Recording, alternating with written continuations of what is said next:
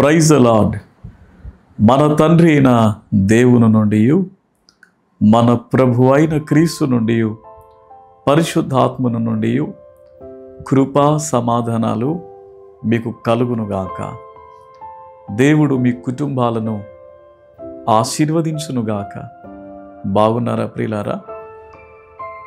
పరమ తండ్రి కృపగలిగిన దేవుడు మన జీవితాల్లో అనుగ్రహించిన ఈ నూతనమైనటువంటి సమయాన్ని బట్టి, ఈ నూతనమైన దినాన్ని బట్టి మీతో కలిసి నేను కూడా ప్రభుని స్తుతిస్తూ ఉన్నాను ప్రియులారా.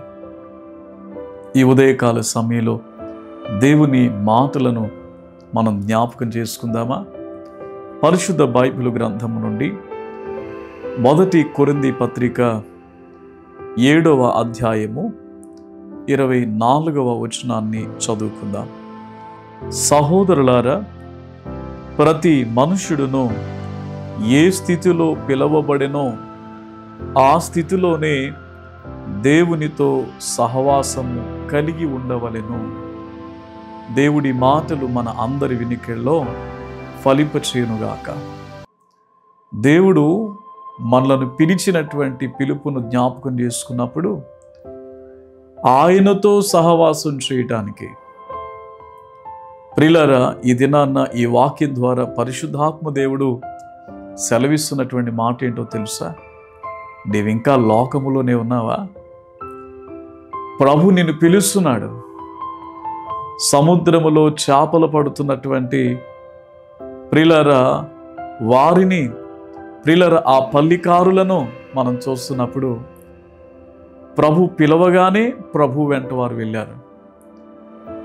ఆ పిలుపులో ఉన్నటువంటి ఆ భావానికి ప్రియులారా, ఆ పిలుపు దేని కొరకు వారిని పిలువబడ్డాదో ఆ పిలుపుకు తగినట్లుగా వారు జీవించారు.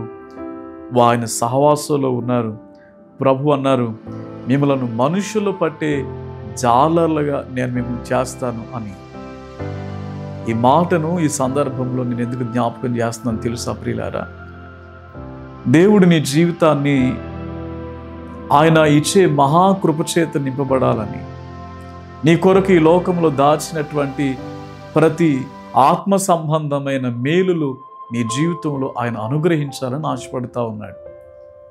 ప్రియులారా, ఇక్కడ మనం జ్ఞాపకం చేసుకున్నప్పుడు దేవునితో సహవాసము కలిగి ఉండవలెను. ఇది నాన్న, నీ సహవాసం ఎవరితో ఉంది? జోదాలతోనా నీ సహవాసం దేవుని బిడ్డ? లేకుంటే మద్యపానముతోనా నీ సహవాసం? లోకములో పాపములో జీవిస్తున్నటువంటి వారితోనా నీ సహవాసం?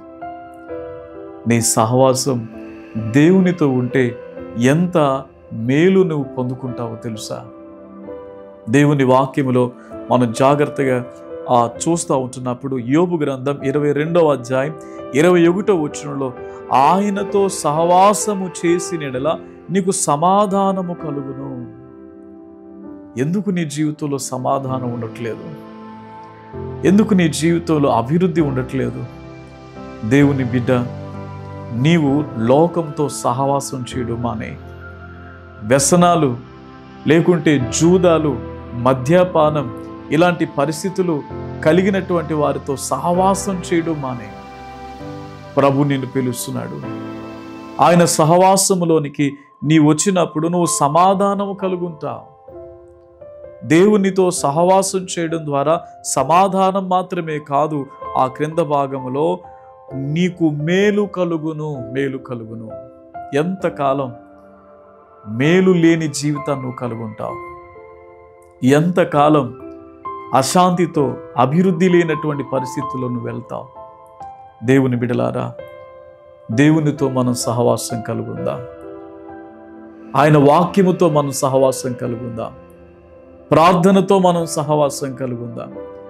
ఆయన పిలుపుకు నువ్వు లోబడితే సమాధానము నీ జీవితంలో మేలుకరమైనటువంటి పరిస్థితులు ప్రభు అనుగ్రహిస్తాడు. అలాంటి ప్రభు సహవాసంలో నీవు ఉంటావా? అయితే తల వంచండి, మీ కొరకు నేను ప్రార్థన చేస్తాను. దయగలిగిన మా తండ్రి, కృపగలిగినటువంటి మా యేసయ్య, మీ మహోన్నతమైన శ్రేష్టమైన నామమును బట్టి కృతజ్ఞతలు చెల్లిస్తూ ఉన్నాను. ఈ మాటలు వింటున్నటువంటి బిడ్డలు ఎవరైనా చెడు సహవాసాలు కలిగి, లోకముతో పాపముతో సహవాసాన్ని కలిగి, అపవాది యొక్క సహవాసాన్ని కలిగి వారి జీవితాలను పాడు చేసుకుంటున్నారేమో నాయన. ఇప్పుడే ఆ సహవాసాన్ని విసర్జించి విడిచిపెట్టి మీ పిలుపుకు లోబడి మీ సహవాసములోనికి వారు ప్రవేశించడానికి సహాయం చేయండి.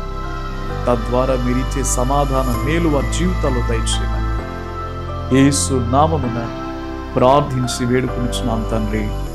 ఆమెన్.